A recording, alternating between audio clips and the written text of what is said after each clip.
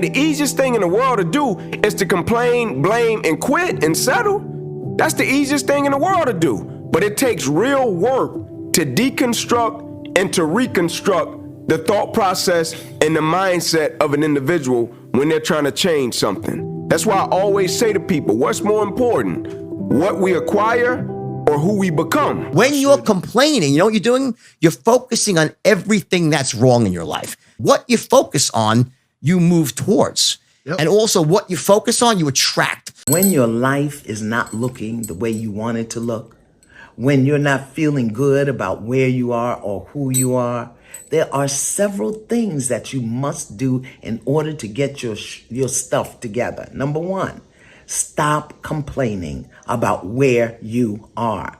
There is nothing that will keep you stuck where you are longer than complaining about being there. Whether it's in the marriage, on the job, in debt, whatever it is, don't complain about it. Instead, bless it. Say thank you for everything you have learned about where you don't want to be.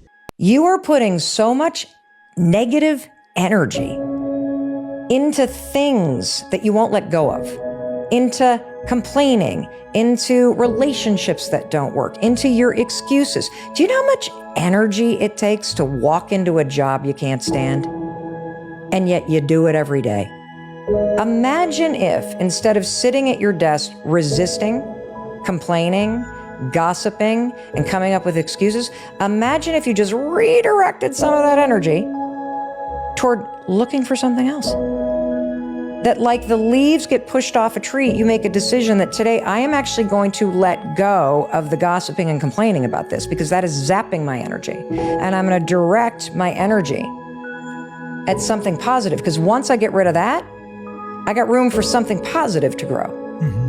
If you have found yourself complaining more this season, then this video is for you. Are you aware that sometimes believers complain so much about what they are going through that they forget the blessings that God has placed in their lives currently? Sometimes where you are as a believer is the prayer point of someone else. And you also need to understand that life does not respond to complaint.